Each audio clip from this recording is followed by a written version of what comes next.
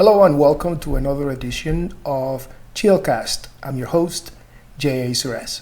If you tune in for our previous episode, we were talking about how technology related skills equal jobs, which in turn equal money, which in turn equal freedom.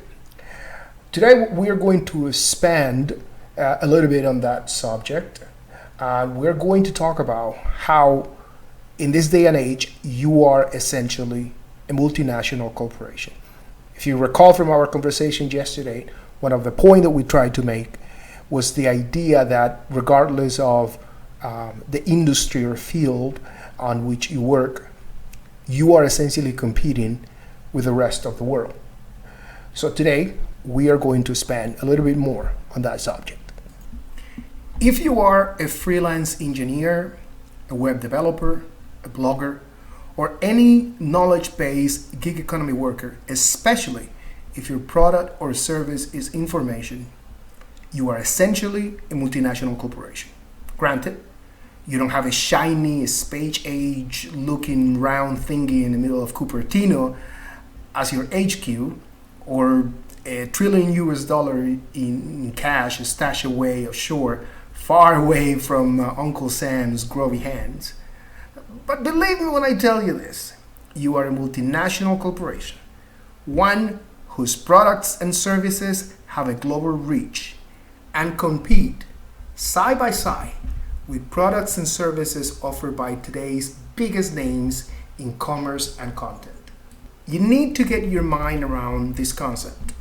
The products and services or content that you produce will be consumed by customers and users all over the world. On any given day, you may need to interface with clients from dozens of countries who, while capable of communicating in the lingua franca of international business, English, they nevertheless bring along national and regional accents like mine, along with unique points of view and sensitivities of which you must be aware in order to bring the project to a successful conclusion, in order to build a lasting business relationship, and more importantly, in order to collect the rest of your fee. You see, you are a multinational, doing business all over the world and serving a global audience. Now, here's the not so good news. You are competing against the rest of the world, sometimes on equal footing, sometimes with a small advantage, and at other time with your hands tied behind your back. But you are competing with the rest of the world nevertheless. This is especially true if you are based in North America or Western Europe.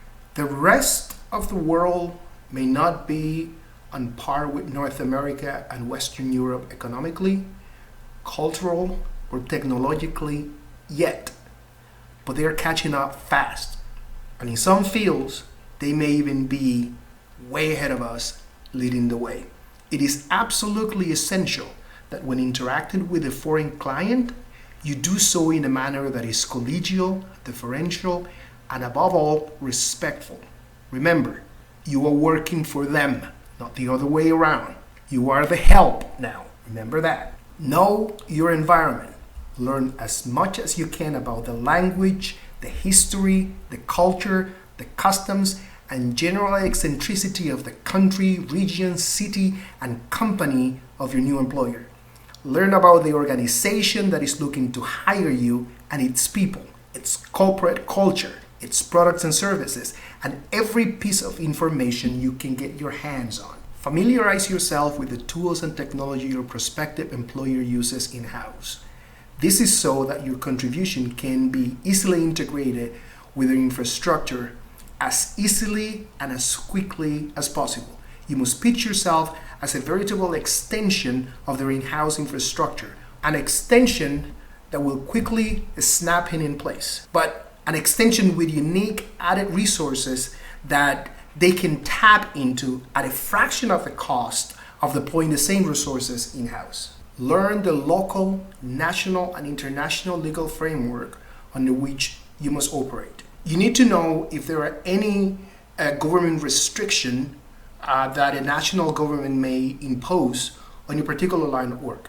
Remember that some government impose restriction on the export of certain technology that they consider relevant to national security, like the export of cryptography. There are other fields in high technology or certain industry a national government consider of a strategic value that may also be restricted. You need to know where the lines are in your chosen field to ensure that you stay within it. Yes, you are a multinational corporation conducting business around the world. But with such great power also come great responsibilities. You must learn to balance both to ensure you operate within the established legal framework. This will enable you to enjoy the benefits of being part of the new global class. These are workers able to work and thrive anywhere in the world. While preserving the freedom from prosecution and imprisonment, one would need to enjoy the good things in life. If you enjoyed this video, like and subscribe. Remember, we are going to be posting new episodes at least once a week.